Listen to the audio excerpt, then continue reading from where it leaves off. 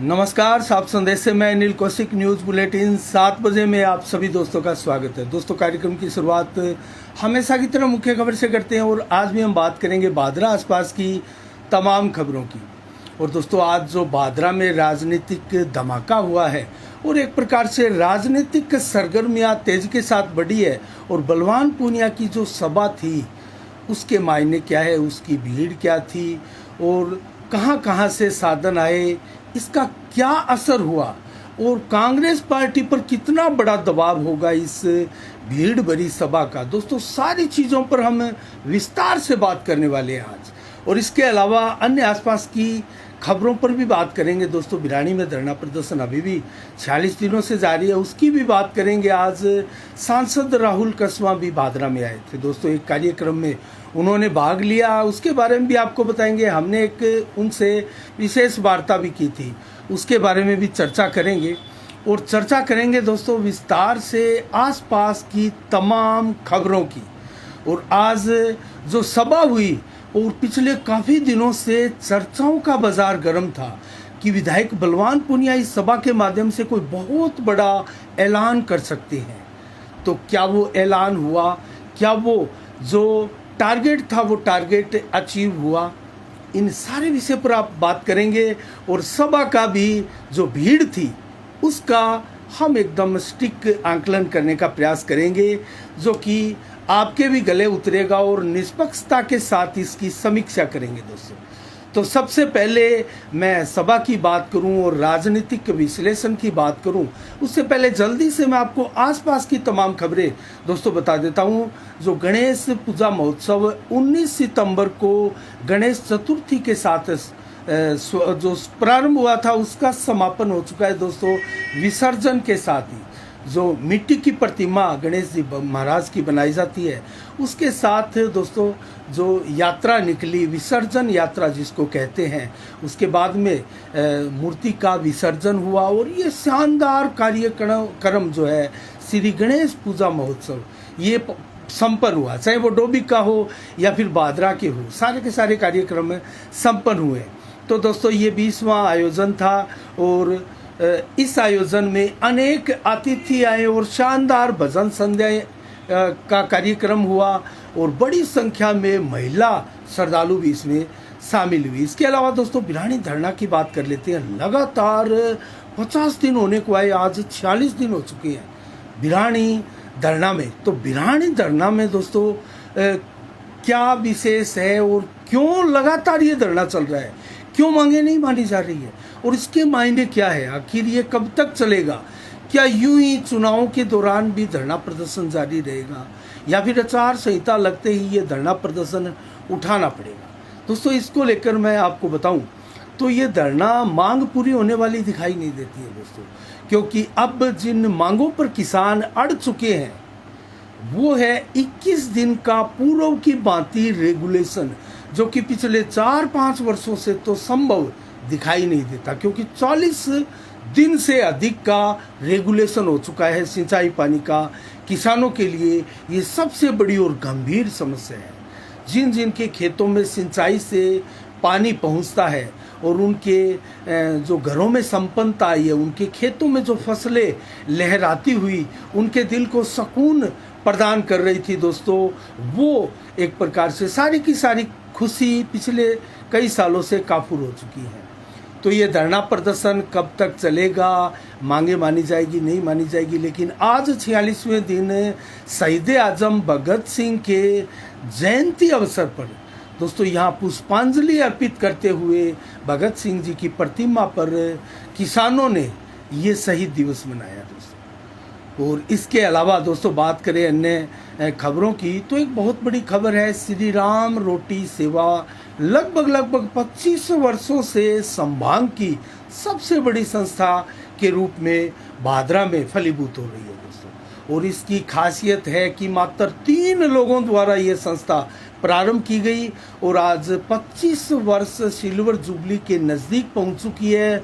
2 time का ज़रूरतमंदों को भोजन निःशुल्क उपलब्ध करवाना इस संस्था का और इन जो 3 लोग संस्थापक सदस्य थे उनका मुख्य उद्देश्य था और उस उद्देश्य में वो सफल हुए अब तक।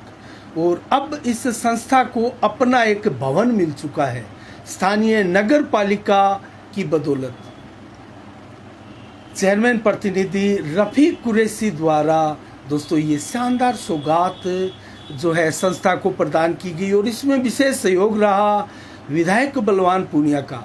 और यही रीज़न रहा कि कल जब इसका शिलान्यास हुआ भवन का, जो रेलवे स्टेशन के ठीक सामने है दोस्तों, पुरानी चुंगी जहाँ हुआ करती थी, हमने पहले भी आपको बताया था, वहाँ इस भवन का अब बहुत शानदार 3 मंजिला भवन के रूप में इमारत बनने जा रही है। तो ज़रूरतमंदों को दोस्तों दोनों टाइम भोजन उपलब्ध करवाना इस संस्था का उद्देश्य रहा है, जो कि अब साकार रूप लेता हुआ और आकार रूप लेता हुआ दिखाई दे रहा है। इसके अलावा दोस्तों बात करें अन्य खबरों की, तो कल 28 सितंबर को एक और चौक का जो है लोकार्पण होने वाला है दोस्तों, मूर्ति का अनावरण होने वाला है बलवान पूनिया के द्वारा।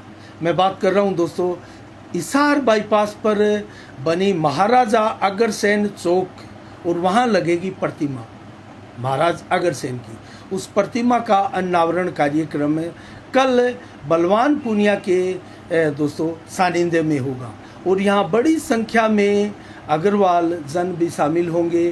और दोस्तों यहाँ अगर मैं आपको बताऊं तो अग्रवाल है उनके द्वारा ये सारा कार्यक्रम आयोजित किया जा रहा है। जो कांग्रेस के जिला अध्यक्ष है वो भी इस कार्यक्रम में पहुंचने वाले हैं। और इसके अलावा गणेश राज बंसल जो है सभापति है हनुमानगढ़ के, दोस्तों टिकट के दावेदार है कांग्रेस के हनुमानगढ़ से, वो भी यहाँ बादरा में पहुंचने वाले हैं। और नौहर के विधायक अमित चचाण, बादरा के विधायक बलवान पूनिया, इनके कर कमलों के द्वारा ये मूर्ति अनावरण कार्यक्रम कल होने जा रहा है दोस्तों। तो इसके अलावा बात करें दोस्तों अन्य खबरों की, तो आज राहुल कस्वां बादरा में पहुंचे। अवसर था मांगीलाल गोयल जो नगर पालिका के प्रतिपक्ष के नेता है दोस्तों, उनके मकान के आगे उस वार्ड में एक प्लेस बना है। उस प्लेस का जो नाम है वो गोयल हाइट्स प्लेस है, गोयल हाइट्स प्लेस। इसका विधिवत रूप से फीता काटकर राहुल कस्वां और पूर्व भाजपा विधायक संजीव बेनीवाल ने उद्घाटन किया और बड़ी संख्या में यहाँ गणमान्य जन आज पहुंचे दोस्तों। बादरा कस्बे के जैसे तमाम गणमान्य जन यहाँ मौजूद हो। और इसका विधिवत उद्घाटन होने के बाद में दोस्तों हमने एक कवरेज भी की जो ज़रूर आप देखिएगा। उसमें ये प्लेस कैसे क्या यूज़ के लिए बना है मांगीलाल गोयल से हमने पूछा।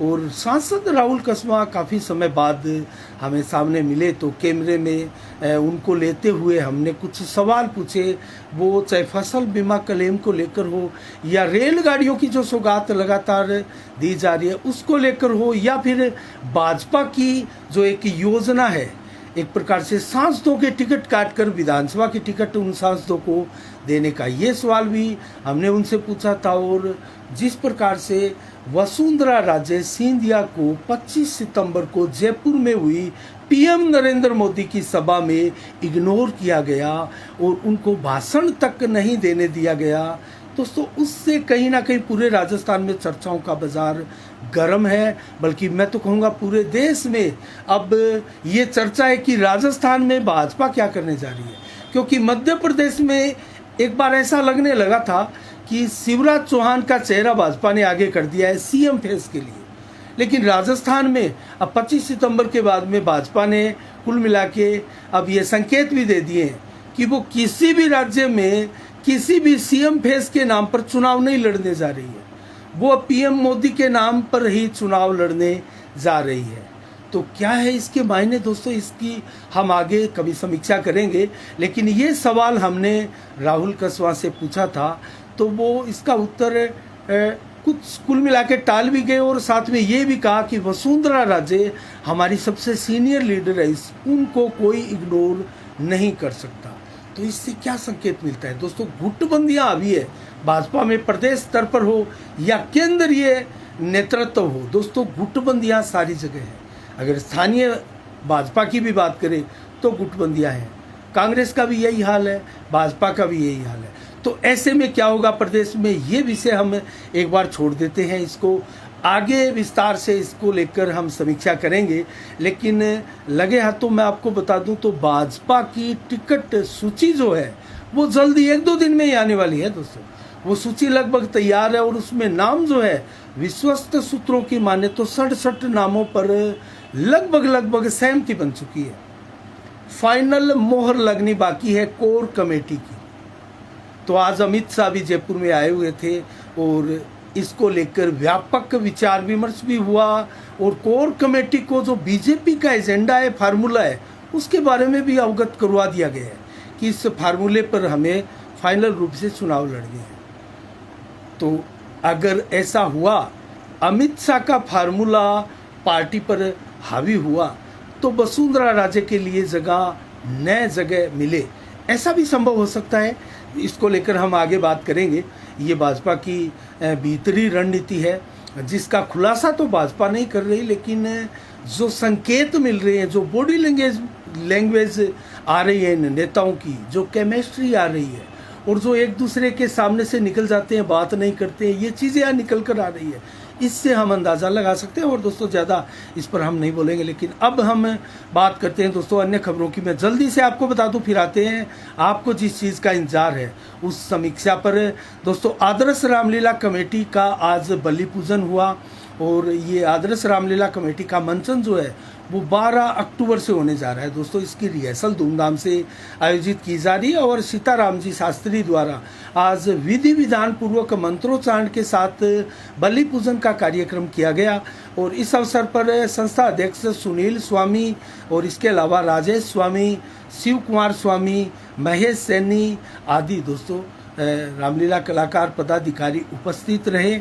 अब बात करें अन्य खबरों की, तो जिज्ञासरी बड़ी में कल दिन में दोस्तों गोगाजी महाराज का जागरण आयोजित किया जा रहा है। अमूमन हमने देखा है गोगाजी महाराज की रात जगाई जाती है जिसको डेरुओं की रात बोलते हैं, और वो रात्रि को ही इस प्रकार का जागरण अमूमन लगाया जाता है। लेकिन जिज्ञासरी बड़ी में कल दिन में लगेगा गोगाजी महाराज का जागरण। मेन चौक बस स्टैंड पर ये जागरण लगने जा रहा है और इसमें कलाकार होंगे दोस्तों धर्मपाल ठाकरे एंड पार्टी जो गंगानगर की है वो अपनी परफॉर्मेंस इसमें देने जा रही है। इसके अलावा बात करें दोस्तों अन्य खबरों की, तो जोगीवाला में आज राजकीय उच्च माध्यमिक विद्यालय में प्रधानाचार्य सुमन चौधरी की अध्यक्षता में नेतृत्व में आज शहीद आजम भगत सिंह की जयंती धूमधाम से मनाई गई। अनेकों स्कूलों में, कॉलेजों में आज जयंती समारोह कार्यक्रम आयोजित किए गए और इस अवसर पर विभिन्न कार्यक्रम भी आयोजित किए गए, जैसे जोगीवाला में भाषण प्रतियोगिता है, पोस्टर प्रतियोगिता है, इसका भी कार्यक्रम था और अंत में छात्र छात्राओं को सम्मानित भी किया गया। इसके अलावा बात करें दोस्तों अन्य खबरों की, तो हम उसी खबर पर आते हैं जिस खबर का आपको इंतजार है। दोस्तों हम बात कर रहे हैं आज हुई बलवान पूनिया की अनाज मंडी बादरा में सभा की। पिछले 7-8 दिनों से चुनाव प्रचार धुआंधार चल रहा था दोस्तों। आपने भी देखा होगा, सुना होगा, कस्बे की गलियों में, वार्ड में भी इसका चुनाव प्रचार रेडियो के रिक्शा के माध्यम से, अन्य गाड़ियों के माध्यम से इसका व्यापक प्रचार प्रसार किया जा रहा था। लेकिन चर्चा ये थी कि 27 सितंबर को होने वाली बलवान पूनिया की बैठक में बहुत बड़ा डिसीजन हो सकता है, कोई घोषणा हो सकती है, या तो कांग्रेस से चुनाव लड़ने की, कांग्रेस की टिकट की, या इस प्रकार की घोषणा हो सकती है, या फिर माकपा में ही रहने की, आदि आदि ये चर्चाएं थी कस्बे में। क्या उन चर्चाओं को स्थायित्व मिला है, आधार मिला है, बल मिला है, कुछ चरितार्थ हुआ है उन चर्चाओं से? दोस्तों इसके ऊपर हम बात करें तो कोई ऐसी घोषणा नहीं हुई बड़ी बलवान पूनिया द्वारा, और सामान्य दिनों की भांति ही भाषण दिया गया बलवान पूनिया द्वारा। लेकिन आज कुछ जोशीला भाषण था। इसका रीज़न ये था कि लंबे समय से जो बलवान पूनिया की मीटिंगें अब तक गाँव में या बादरा में हुई है, उन सभी मीटिंगों में से ये सभा सबसे ज़्यादा भीड़ भाड़ वाली थी। इसमें बहुत ज़्यादा भीड़ थी और जो टेंट लगाया गया था दोस्तों, हमारी जानकारी के अनुसार ये टेंट जो है 75 बाई 435 फीट का लगाया गया था। लंबाई चौड़ाई कम थी, 435 थी, लेकिन 75 फीट का लंबा ये टेंट लगाया गया था और 4 इसमें पार्टीशन बने थे 15 बाई 15 के एक प्रकार से, लेकिन कुछ कम भी था, एक जगह पार्टीशन कम भी था, एक जगह ज़्यादा भी था। तो कुल मिला के जो है हम आपको बता रहे हैं आंकलन इसका। तो अगर बात करें 15 बाई 15 के एक सीलिंग के एक टेंट में भीड़ की, तो अमूमन 50 व्यक्तियों का आंकलन किया जाता है दोस्तों। और यही एक प्रकार से सूत्र होता है भीड़ मापने का, चाहे वो CID का भीड़ मापने का सूत्र हो या फिर अन्य विशेषज्ञों का भीड़ मापने का एक सूत्र हो दोस्तों। इसमें 50 से ज़्यादा नहीं आते हैं, खुले खुले और एकदम अगर भीड़ के रूप में बैठे, बहुत ज़्यादा टाइट भीड़ भी होती है दोस्तों। इसमें 10 या 15 व्यक्ति इस एक 15 बाई 15 पंडाल में ज़्यादा भी मान सकते हैं। और बाहर भी लोग थे और गाड़ियाँ चारों ओर अनाज मंडी की दोस्तों खड़ी हुई थी। अब हम आपको बताते हैं चर्चाएं क्या कहती है।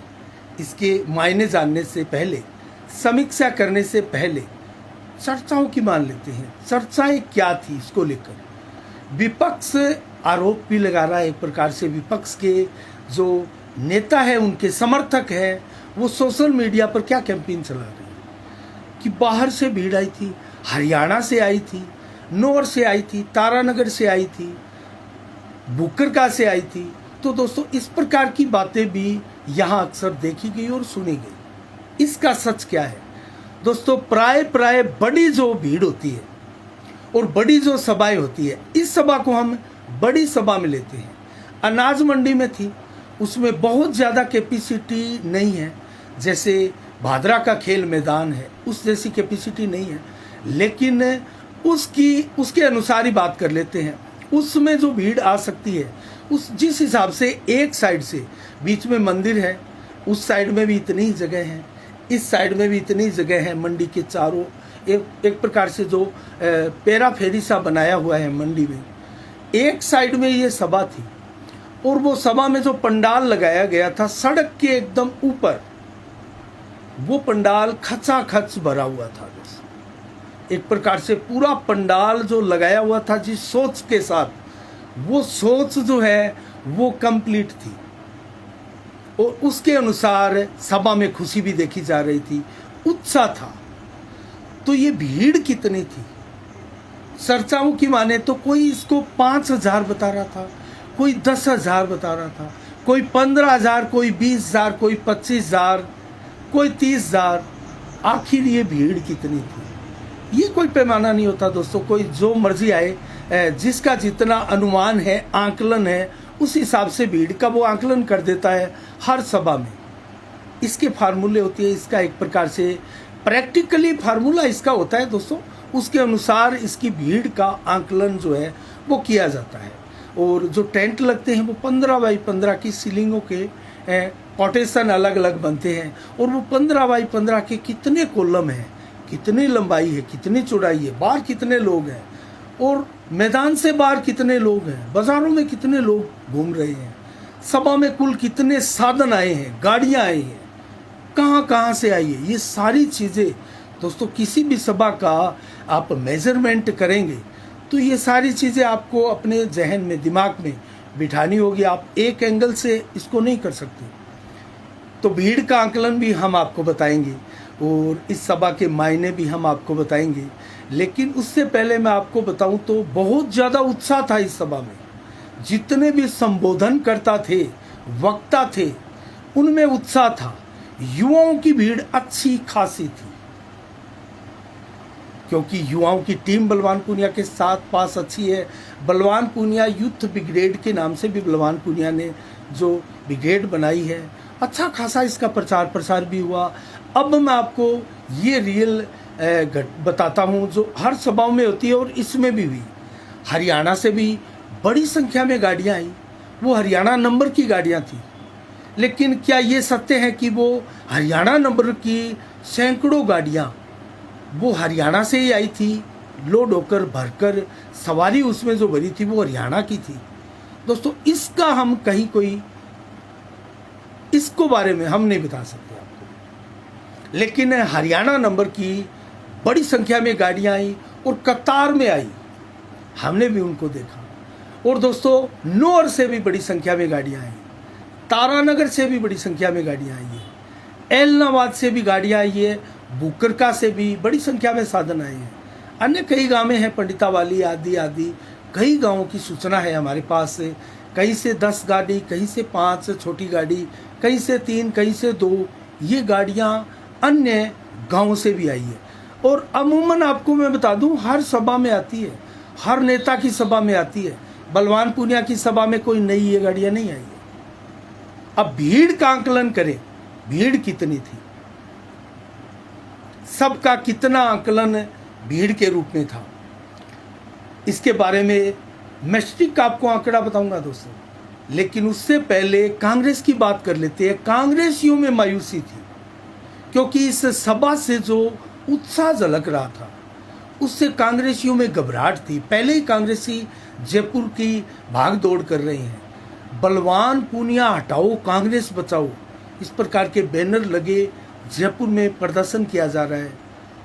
और आला नेताओं से मिलकर उनसे गुजारिश की जा रही है कि आप कांग्रेस की टिकट यहाँ बांटिए, वरना कांग्रेस यहाँ खत्म हो जाएगी। और दल बदलुओं को महत्व मत दीजिए आप, ईमानदारी से जो कांग्रेस में लगे हैं नेता हैं, 30 से अधिक दावेदारी जो दावेदारों की आई है टिकट के रूप में, उनको आप महत्व दीजिए। तो कांग्रेसियों में घबराहट थी। तो क्या इससे ये साबित होता है, क्योंकि बलवान पूनिया ने कोई घोषणा नहीं की कांग्रेस की जाएंगे या नहीं जाएंगे, कोई घोषणा नहीं की दोस्तों। लेकिन हम आपको बताएं, इससे एक संकेत जरूर निकल रहे हैं, वो ये है क्योंकि लाल झंडा पूरी सभा में चारों ओर फहराता हुआ दिखाई दिया। और लाल झंडे का जो उत्साह था दोस्तों, लाल झंडे के उत्साह को देखते हुए ये संकेत मिल रहे हैं कि बलवान पूनिया किसी पार्टी की टिकट लेने वाले नहीं है। बलवान पूनिया माकपा के बैनर तले लाल झंडे के नीचे ही रहकर चुनाव लड़ने वाले हैं। तो क्या कांग्रेस की टिकट किसी और को मिलेगी? मिलेगी तो किसको मिलेगी? या फिर बलवान पूनिया आने नहीं देंगे? आने नहीं देंगे, इस बात को भी इस सभा से बल मिलता है दोस्तों, अगर मायने हम देखें तो। क्योंकि बलवान पूनिया यहाँ मुख्य कैंडिडेट उभर कर आ रहे हैं सामने, और पहले भी थे। हमने बार बार आपको बताया, मुख्य टक्कर में जो है वो भाजपा की टिकट और माकपा है, या माकपा छोड़कर वो कांग्रेस भी लेते हैं तो कांग्रेस है। अर्थात बलवान पूनिया मुख्य टक्कर में है भादरा में। ये एक बहुत बड़ी सच्चाई है दोस्तों। बलवान पूनिया के बारे में तरह तरह की चर्चाएं हैं, उन चर्चाओं को विराम मिलना चाहिए इस सभा के बाद में, कि वो 20,000 पर रह जाएंगे, वो 30,000 में सिमट जाएंगे, वो नंबर 3 पर चले जाएंगे, 4 पर चले जाएंगे, वो कहीं नहीं जाने वाले हैं दोस्तों। वो मुख्य टक्कर में ही रहने वाले हैं। भाजपा के साथ कड़ी टक्कर, कड़ी फाइट यहाँ रहने वाली है बलवान पूनिया और भाजपा के बीच में। ये देखने वाली बात है कि भाजपा की टिकट कहाँ रहती है, ये एक अलग विषय है। तो अब हम अगर बात करें कि भीड़ कितनी थी, तो भीड़ का आंकलन दोस्तों, हमारा जो आंकलन है, जरूरी नहीं है कि आप हमारे आंकलन से सहमत हो, लेकिन हमारा जो भीड़ का आंकलन है वो था 6,000 प्लस और 7,000 तक। हमने मैक्सिमम इस भीड़ को 7,000 माना है, और 6,000 से कम ये भीड़ कतई नहीं थी। 6,000 प्लस ये भीड़ थी, और 7,000 तक ये भीड़ का आंकड़ा छू सकता है। हमने 1,000 का गैप इसलिए रखा कि भीड़ दोस्तों ग्राउंड से, जो अनाज मंडी है उससे बाहर में थी। और भीड़ हमने बाजारों में भी देखी है। लोग सारे के सारे रैली के रूप में आ गए सभा में, वो सारे के सारे सभा में है ऐसा नहीं है। बाजारों में भीड़ रही, आज वाहनों की जबरदस्त भीड़ रही बाजारों में आज। उससे आकलन तो ये होता है कि एक बड़ी सभा आज भादरा में किसी नेता की हुई है, और हुई है वो अनाज मंडी भादरा में। सीएम अशोक गहलोत की भी सभा आपको याद होगा, जब पहले तो मलखेड़ा में आए थे, लेकिन उससे पहले जब सीएम आए थे और आज़ाद ढूकिया ने उस सभा की लाज रखी थी, 2,5-3 हजार के करीब भीड़ लेकर वो मंडी में उपस्थित हुए थे, आपको याद होगा मेरे हिसाब से। और उससे पहले सिर्फ और सिर्फ मात्र 1,000-1,500 की भीड़ थी सीएम जब आए थे। उस भीड़ से तो बहुत ज्यादा भीड़ थी, क्योंकि उस भीड़ का लास्ट जो टारगेट था वो 4 और 4.5 हजार का था। वो इसी अनाज मंडी में थी। टेंट इसमें सीधा लगा था, गेट के सामने लंबाई में लगा था, उसमें चौड़ाई में लगा था, लंबाई बहुत कम थी। तो कुल मिला के हमारा आंकलन ये है। आपको कैसा लगा आंकलन दोस्तों, इसके बारे में ज़रूर कमेंट बॉक्स में आप बताइएगा। लेकिन आज जो सभा थी उससे कामरेडों के, माकपाइयों के हौसले बुलंद हैं और मुख्य टक्कर में वही रहने वाले हैं। और कांग्रेस के लिए बड़ी दुखद खबर है, अगर कांग्रेस की टिकट यहाँ नहीं बनती दोस्तों तो बलवान पूनिया बहुत ज़्यादा पीछे रहने वाले नहीं हैं। और अगर कांग्रेस की टिकट अलग से बंटी किसी मजबूत चेहरे को मिली तो यहाँ दोस्तों भाजपा के साथ मुकाबला बहुत दूरी का हो जाएगा दोस्तों। आज के लिए इतना ही दोस्तों, कल ठीक शाम 7 बजे फिर आपसे मिलेंगे। लेकिन आज 27 क्या है खास विशेष दिवस, इसको लेकर मैं आपको बताऊं। 1907 को शहीद आजम भगत सिंह का आज ही के दिन दोस्तों जन्म हुआ था। उनकी जयंती धूमधाम से पूरे देश में मनाई जा रही है। और आज ही के दिन दोस्तों जन्म हुआ था यश चोपड़ा का, फिल्मी निर्माता निर्देशक का, जो कि 1932 में हुआ था। और बात करें आज ही के दिन 2008 में निधन हुआ था महेंद्र कपूर, शानदार गायक रहे हैं हिंदी फिल्मों के। उनकी पुण्यतिथि धूमधाम से इस देश में मनाई जा रही है। और विश्व पर्यटन दिवस आज के दिन मनाया जा रहा है। समीक्षा आपको कैसी लगी भीड़ की, बलवान पूनिया की? और राहुल कसवा भी आज भादरा आए थे और संजीव बेनीवाल भी उस सभा में थे। और बजरंग सहारण बिरानी से आज उनकी दहाड़ सुनाई दी। उन्होंने भी किसानों के बीच बैठकर जो भगत सिंह जी की जयंती मनाई। और अन्य कई गांवों में भी जयंती मनाने के कार्यक्रम हुए, हमारे पास खबरें भी आई। तो आज के लिए दोस्तों इतना ही। कल ठीक शाम 7 बजे फिर आपसे रूबरू होंगे नई खबरों के साथ, नई समीक्षा के साथ। तब तक के लिए आप अपना बहुत बहुत ख्याल रखिएगा। लेकिन एक चीज़ मैं चलते चलते आपको कहूँगा दोस्तों, जिस हमारे दर्शक ने हमारा चैनल सब्सक्राइब अभी तक नहीं किया है वो प्लीज़ हमारे चैनल को सब्सक्राइब ज़रूर करें। साफ संदेश भारत का यूट्यूब चैनल हमारा है, वो भी आप ज़रूर फॉलो करें, सब्सक्राइब करें। और फेसबुक पेज जो है वो भी आप सब्सक्राइब करें। तो आज के लिए इतना ही, और आप अपना बहुत बहुत ख्याल रखिएगा। मुझे दीजिएगा इजाज़त। साफ संदेश से मैं अनिल कौशिक, नमस्कार, जय भारत, जय जय राजस्थान।